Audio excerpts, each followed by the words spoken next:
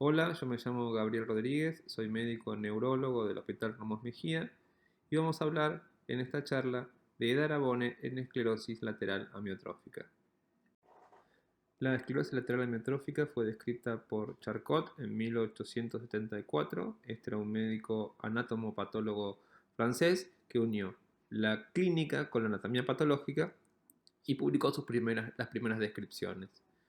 Se conocía que existían familias con ELA, pero no fue sino hasta 1993 cuando el grupo de Rosen describe la primera mutación en un gen que codificaba para la enzima superóxido dismutasa. Con el pasar de los años se descubrieron otras mutaciones del mismo gen y otros genes de otras proteínas que también generan ELA. En el 94 se genera un ratón transgénico que se llama ratón Gurney G93A, que tenía una mutación también en la enzima superóxido de mutasa que abrió la puerta a la investigación básica. Y en el 94 se aprueba el Riluzol, que fue el primer medicamento que modificó un poco la evolución de la enfermedad. En esta enfermedad se afectan ambas neuronas motoras, la neurona motora superior o la que está ubicada en la corteza frontal y la neurona motora inferior que está ubicada en el asta anterior de la médula espinal o el tronco cerebral. De las neuronas motoras inferiores salen las conexiones con los músculos estriados correspondientes y a medida que se van enfermando las neuronas motoras, la persona va perdiendo fuerza muscular. Es una enfermedad neurodegenerativa común de la edad adulta, el 5 a 10% tienen historia familiar. Em, Puede haber síntomas varios meses previos al diagnóstico, es heterogénea, genera un alto costo para el sistema de salud, es más prevalente entre los 50 y 60 años, es más prevalente en hombres que en mujeres, tiene una incidencia de 2 a 3 personas cada 100.000 habitantes por año, es bastante homogénea a lo largo del mundo, excepto en algunas partes como Japón o unas islas del Pacífico. Genera una alta discapacidad motora con funciones mentales preservadas. El 50% de la mortalidad es dentro de los 3 años del diagnóstico y en un estudio que hicimos en el Hospital Ramos Mejía con la doctora Bettini y la doctora Gargiulo sobre 187 pacientes, encontramos 38% de mujeres, 61% de hombres, con una edad media de 55 años. La ELA desde el punto de vista genético se divide en dos formas, una forma esporádica y una forma familiar. La forma esporádica es alrededor del 90% de los pacientes y la familiar el restante 10%. De la familiar, la mayoría de los genes los conocemos. El más común es una mutación en el gen C9orf72 que vemos en rojo y en verde vemos también las mutaciones en el gen que codifica para la enzima superóxido dismutasa, aunque en negro vemos todavía un montón de genes que aún no conocemos. Estas son las curvas de sobrevida de pacientes con ELA, donde vemos una rápida caída de la sobrevida tanto desde el inicio de la enfermedad como desde el diagnóstico. La patogénesis de la enfermedad no la conocemos en detalle. Si buscamos hipótesis de cuáles pueden ser las causas, vamos a encontrar muchos papers sobre apoptosis, sobre agregación de proteínas, sobre disfunción mitocondrial, sobre estrés oxidativo, sobre neurofilamentos, sobre glutamato, sobre microglía, inflamación, mutaciones, transporte axonal, pero cómo cada uno de estos aspectos encaja con el otro para generar la muerte de la neurona motora aún no se conoce. En esta diapositiva vemos una neurona presináptica, una neurona motora, un astrocito y el músculo. En este esquema, cuando la neurona presináptica se despolariza, entran iones al terminal axónico, se libera glutamato al espacio sináptico que contacta con receptores posinápticos AMPA y kainato, entran iones y luego se despolariza la neurona motora que desprende del terminal axónico acetilcolina que al contactar con el músculo, en la unión neuromuscular, el músculo se contrae. Una vez que termina su acción, el glutamato es recaptado por transportadores específicos, se transforma en glutamina y está disponible para la próxima sinapsis.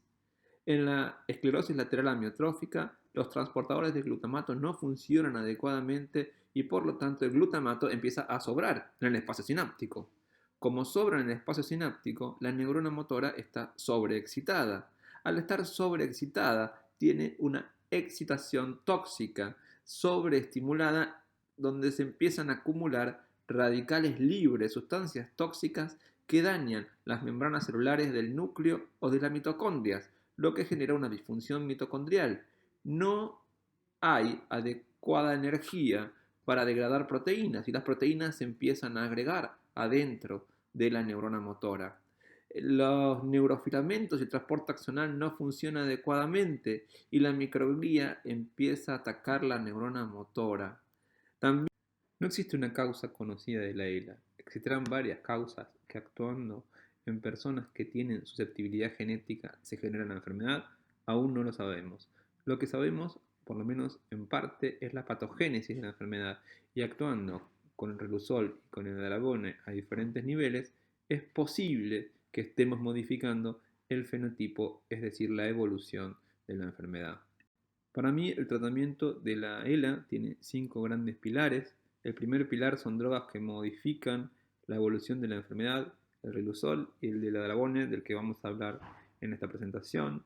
Drogas que modifican o que mejoran los síntomas, como el baclofeno, la tizanidina, la amitriptilina, el dextrometorfano y la quinidina. El equipo multidisciplinario, que para mí es uno de los pilares fundamentales, con neumonólogo, fonoaudiólogo, nutricionista, kinesiólogo y psicopatología, la asistencia ventilatoria y el manejo nutricional. En mayo del 2017, la FDA aprueba el edaravone para el tratamiento de la esclerosis lateral amiotrófica. Hablaremos en lo que resta de la charla sobre qué es el edaravone, cómo se usa, cuáles son los efectos adversos y cuál es el beneficio en los pacientes con ELA. El edaravone fue descubierto y desarrollado como un potencial eliminador de radicales libres. Demostró tener efecto protector en el endotelio y en neuronas de modelos animales que fueron expuestas a elevados niveles de estrés oxidativo. Fue desarrollado y aprobado en el 2003 para láser isquémico en Japón y en estudios de modelos animales sugieren un efecto protector en ELA. En el esquema que recién vimos, vamos a centrarnos en este sector.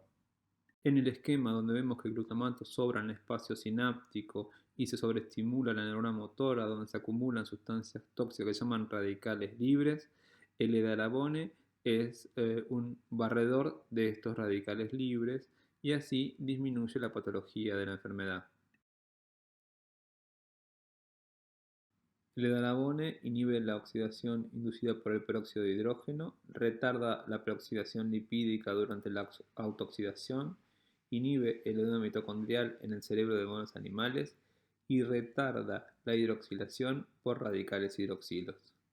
En un estudio que se realizó en un modelo animal de la esclerosis lateral amiotrófica, que es el ratón Wobbler, se utilizó edaravone a dosis de 10 miligramos, a dosis de 1 miligramo kilo y placebo, y los ratones que habían recibido el edaravone a dosis más alta habían tenido más fuerza en sus patitas, habían tenido mayor número de neuronas motoras en comparación con los que recibieron edaravone a dosis menor o recibieron placebo.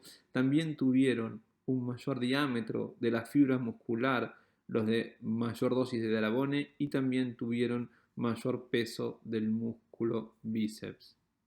Algunos efectos secundarios del edaravone es la falla renal aguda, la reacción alérgica aguda, la disfunción hepática, la coagulación intravascular diseminada, la trombocitopenia, la leucopenia, la disfunción renal y está contraindicado si hay falla renal severa. En el 2003, el edaravone fue evaluado para el stroke isquémico agudo. A 125 pacientes le dieron edaravone en una etapa aguda del ACV, a 125 le dieron placebo y lo siguieron a los 3 y a los 6 meses. Y habían tenido mejor recuperación, menor discapacidad los pacientes que habían recibido edaravone en la etapa aguda en comparación con el placebo. Esto llevó a que en Japón se aprobara el uso del edarabone para el stroke isquémico agudo. Sin embargo, las guías europeas y las guías americanas de stroke no recomiendan el uso de neuroprotectores en el stroke agudo. El primer ensayo publicado sobre edarabone y esclerosis lateral amiotrófica es del año 2006 del Dr. Yoshino y el Dr. Kimura, en el cual a 20 pacientes con ELA le administraron edarabone.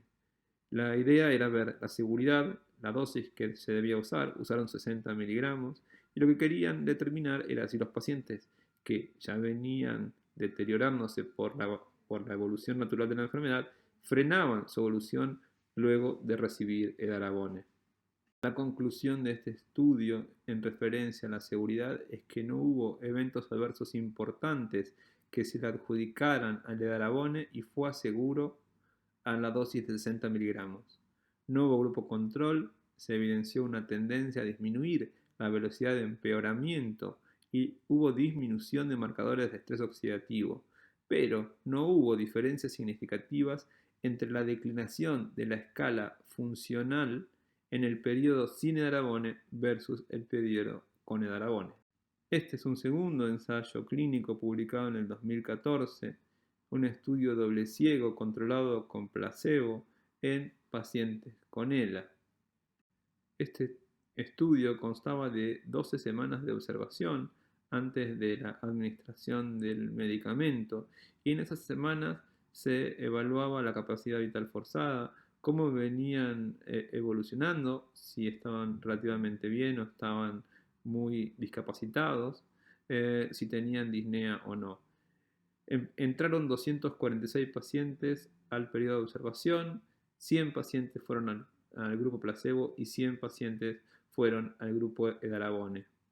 Y los resultados del estudio fueron los siguientes: los pacientes que habían recibido edarabone habían empeorado menos su escala funcional que los pacientes que habían recibido placebo en lo que es ELA definida.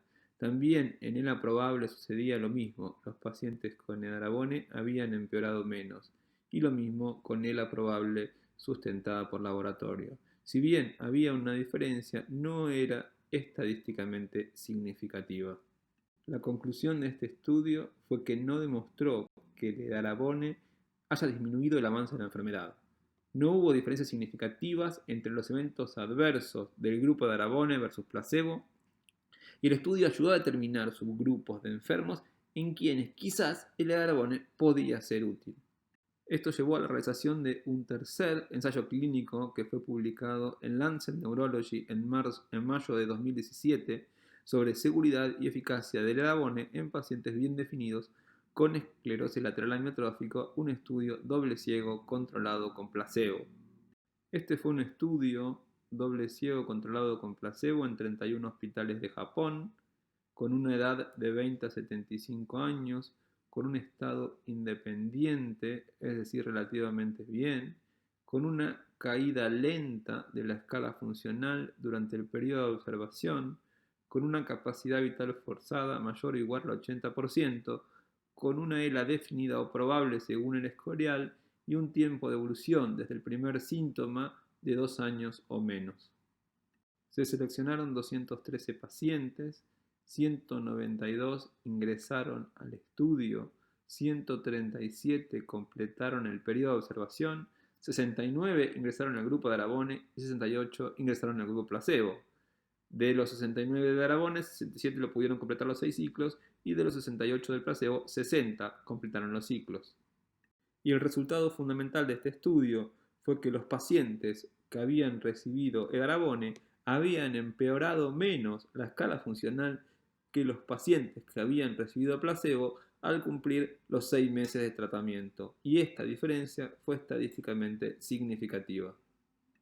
Acá vemos los resultados en tablas. Los pacientes que habían recibido edarabone habían caído 5 puntos en la escala funcional. Los pacientes que habían recibido placebo habían caído 7 puntos y esa diferencia fue estadísticamente significativa.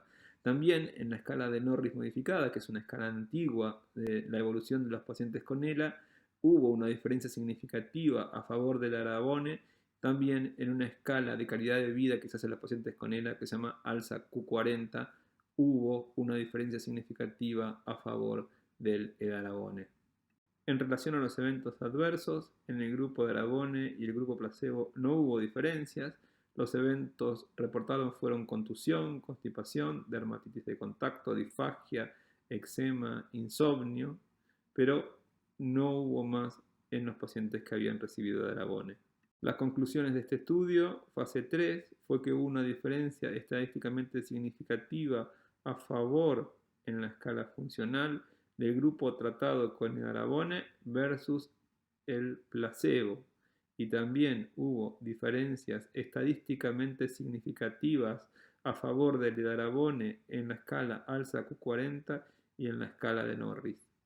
Doctor Yoshino, una de las personas que más ha trabajado e investigado en este tema, que nos visitó en el Hospital Ramos Mejía hace un tiempo atrás, nos dio una conferencia en la sala de reuniones. Acá estamos con la doctora Natalia Borges, con quien trabajamos viendo estos pacientes. Él escribió este artículo donde refiere que es claro que el estrés oxidativo está involucrado en la patogénesis de la ELA. Esta es la primera droga que enlentece el deterioro neurológico de los pacientes. El estudio fue exitoso en demostrar efectividad. Se recomienda empezar el tratamiento lo antes posible. Necesitamos más datos para saber si prolonga la vida de los enfermos con ELA y si bien la droga es segura, se recomienda monitorear la función respiratoria de manera periódica. En un estudio de vida real que se publicó en Estados Unidos el año pasado sobre 3.000 personas que habían recibido edarabone, fueron estas las conclusiones. Es decir, sobre 3.000 pacientes, los eventos adversos reportados fueron inefectividad de la droga, que fue el más frecuente, muerte, insuficiente respuesta terapéutica, astenia, fatiga, progresión de la enfermedad, debilidad muscular y disnea. Acá vemos algunos gráficos donde vemos que el 67% usó Riluzol y edarabone, donde se administró en su casa el 43%, en un sitio de referencia el 26% o en un sitio médico el 32%, y cómo se administró fue por un portacat en el 59%, por una vía periférica el 18% y por una vía central en el 21%. En una experiencia en Argentina, en un estudio publicado ahora en mayo del 2020 sobre 16 pacientes con ELA a los cuales administramos edarabone junto con la doctora Quarracino, la doctora Bendersky, el doctor Roberto Rey y yo, pudimos ver lo siguiente. En nuestro estudio tuvimos 16 pacientes que recibieron la droga. La edad media fue de 53 años, solamente uno no tomaba Riluzol, tardaron en recibir el Riluzol más o menos 3 meses y para recibir el edarabone 19 meses. Iniciaron el tratamiento en una clínica el 75% de los pacientes y siguieron en su domicilio el 87%. Solamente un paciente requirió un portacat para la aplicación de la medicación, 2 pacientes se complicaron con un síndrome gripal y otro con una trombosis venosa. 2 pacientes decidieron suspender la medicación por ineficacia. Estos son los gráficos del trabajo. Hubo un 87% de hombres, fue más frecuente la ELA espinal, también en el 87%, el 94% recibía Riluzol y edarabone. Estos son los tiempos que tardaron en recibir la medicación, como decíamos antes, 3 meses para el Riluzol, 19 meses para el edarabone, y la mayoría, el 53%, recibió el medicamento por fondos personales. La primera infusión fue en una institución de salud en el 75% de los casos, el resto fue en el domicilio. Las infusiones siguientes fueron en su domicilio y no tuvimos efectos adversos importantes. La mayoría de los pacientes para poder administrarse la droga fue a través de un acceso periférico y la media de infusiones fue 4 y la muerte fue 3. Uno de nuestros pacientes que recibió edarabone. Buenas tardes, doctor Rodríguez, ¿cómo le va? Simplemente le quería llamar para informarle de que me estoy haciendo el tratamiento con el Edarabone, ahí lo tengo, y también estoy tomando el Riluzol y el Golfetán. Le quiero comentar que hace 2 años, 2 años y medio, yo tenía problemas de deglución, no podía tragar, ya me estaba costando tragar. Pero hoy estoy comiendo bien, estoy tragando bien, no tengo ese problema que tenía. Creo que el Edarabone me está haciendo bien, está teniendo resultados. No avanza la enfermedad, o sea que con la mezcla de los tres creo que andamos bien. Así que bueno, le mando un abrazo y un abrazo para todos sus colegas y que Dios los bendiga. Otro paciente que recibió Darabone. Hola, me llamo Santiago Quintero, tengo 54 años y soy paciente de ELA hace ya 7 años. En 2 años hace que eh, tuve el medicamento de Darabone, en el cual sentí una mejoría. Por ejemplo, cuando antes de tomar el Alamone yo no podía comer carne, y después sí, hoy hasta el día de hoy este, como carne. También es importante aclarar que me di 9 dosis de el Alamone. Tengo alguna dificultad en mis manos, que es lo que más me ha costado, pero después me siento bien, camino, subo escaleras. eh, Algunas críticas al Darabone fueron las siguientes: que los criterios de inclusión fueron muy estrictos. En una base de datos de Irlanda, solo el 7% hubieran sido pacientes elegibles. Otra crítica fue que el estudio fue muy corto: 12 semanas de observación más 24 semanas de tratamiento. En Europa los ensayos clínicos se piden que sean de al menos un año. No parece haber efectos adversos importantes, pero el tratamiento endovenoso genera sus dificultades en este tipo de pacientes. Las conclusiones finales son: ¿qué es el Garamone? Es un eliminador de radicales libres. Cómo se usa es endovenoso: 2 ampollas de 30 miligramos diluidos en 100 mililitros de solución fisiológica, a pasar 1 hora por día en 6 ciclos. El primer ciclo es de 14 días seguidos por mes y luego 10 días por mes. Más conclusiones son: ¿cuáles son los efectos adversos? No hubo diferencias significativas en los eventos adversos entre el placebo y el Edarabone, y el beneficio en los pacientes con ELA es enlentecer el avance de la enfermedad en un grupo seleccionado de pacientes. Para terminar, estamos lejos de la cura de la enfermedad, pero la ELA tiene una evolución tan desfavorable que si existe algo que modifique la evolución, aunque sea un poco, para mí es adecuado utilizarla. Estamos lejos de la meta en el camino de lo que es encontrar una cura para la ELA, pero me parece que esto es un paso para ayudar a los pacientes. Muchas gracias por su atención y espero que esta presentación les sea útil.